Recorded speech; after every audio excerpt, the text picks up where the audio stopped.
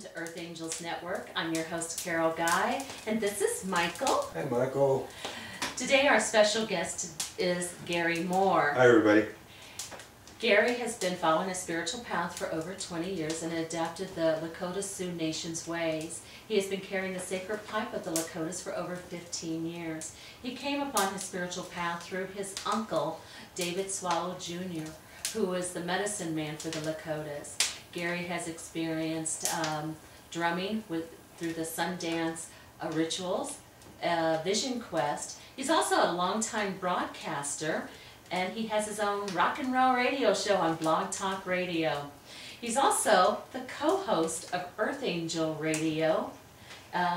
So welcome, Gary. God, I'm a busy guy. Yeah. It sounds like it. It sounds like, it sounds like it's been a lot of things. I'm always intrigued with the Lakota ways and stuff. So let's talk about your beginning of how you started with the Lakotas. Okay, well, I started, it was basically a way that I came to the God of my understanding.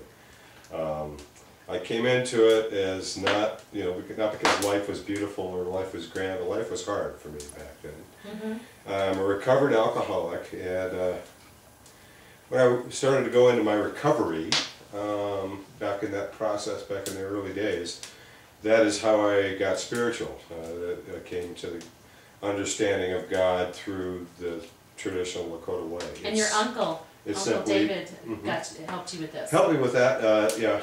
Early on, it was, I hooked up with some guys in Gunnison, Colorado, where I lived at the time, and we got started on that.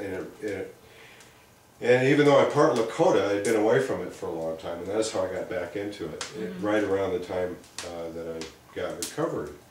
And it simply resonated with me. It struck a chord deep within me. And I started down that way. Through the Sweat Lodge, Sundance, Vision Camp, and... So let's talk about the Sweat Lodge a little bit. A lot of people hear about Sweat Lodges, and I've experienced them. I understand what they are. I did a Lakota Sweat Lodge a while back. So let's talk about the Sweat Lodge a little bit. Look, for people that don't understand, what exactly is the Sweat Lodge? Well, to put it lightheartedly, it's the way we always put it was the way Indians went to church and took a shower at the same time.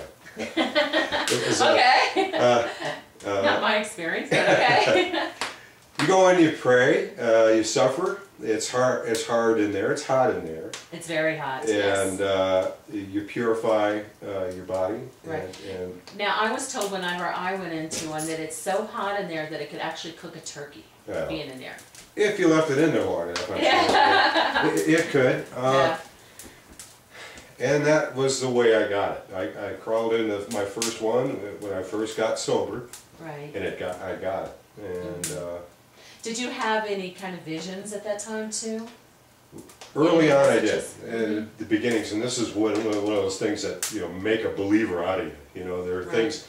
To those who believe, no explanation is necessary. To those who do not believe, no explanation will suffice. Right. And early on, we started doing the lodges. We were in Gunnison, Colorado. It was in the deep heart of winter, where it was like 40 below zero. And we came into the way, and there was a time I was in a relationship, and the woman whom I was in a relationship with had a daycare center. And there was a little child, a 4-year-old little girl, who got tragically killed in a car crash. That was one of her daycare kids. And we went to the funeral, and traditional Lakota ways, you make tobacco offerings for different things, like when you collect the stones, for the lodge, when you collect anything from the earth and stuff, you give it. You offer some tobacco to give back to the earth. The loose tobacco, so people will know. And the reason for that is traditionally, tobacco was dear to the Indians. It was the Lakota didn't grow it. They traded for it or stole it from other tribes, or whatever. But it was precious to them, so it was a sacrifice. Well, I at the funeral, I put a little pinch of tobacco in the coffin of the little girl, and that struck up a friendship between the parents. It was a tragic accident that happened. It involved her father, who was driving, And he was simply, absolutely beside himself with grief. And brought those people together within our circle of people who were praying at the time. And we were having a ceremony one night, and I was keeping the fire going, which keeps the stones hot.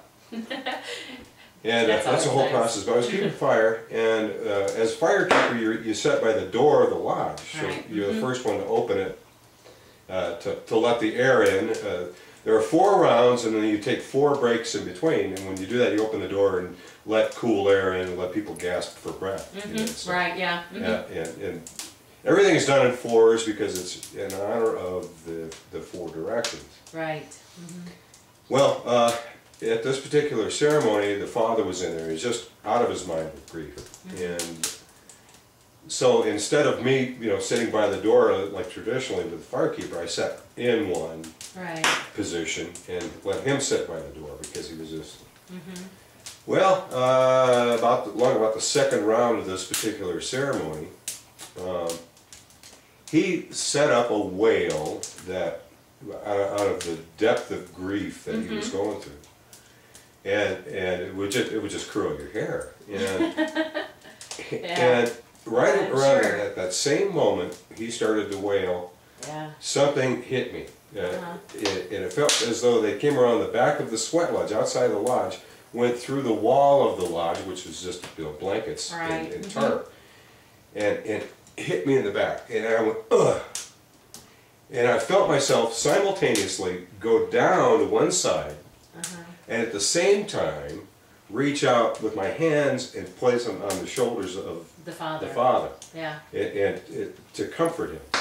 And I found myself saying, "It's okay, Daddy, it's okay. I'm in a good place." Right. So she just kind of came in and used your body to bring him a message because he needed it. He was in such grief and sorrow at that time. And, sure.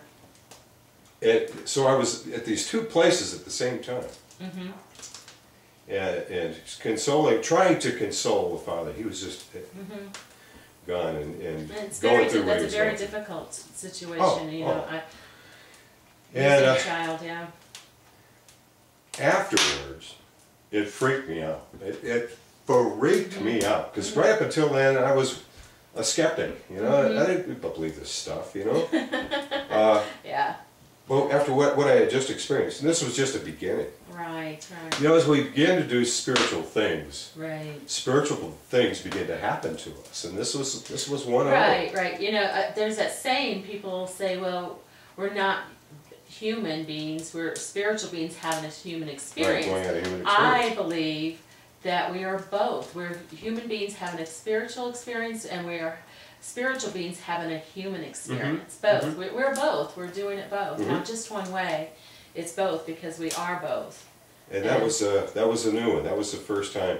And after the ceremony that night, I came home, and I was just freaking out. And I looked in the mirror, and I looked into my eyes, and my eyes were golden. They had changed color.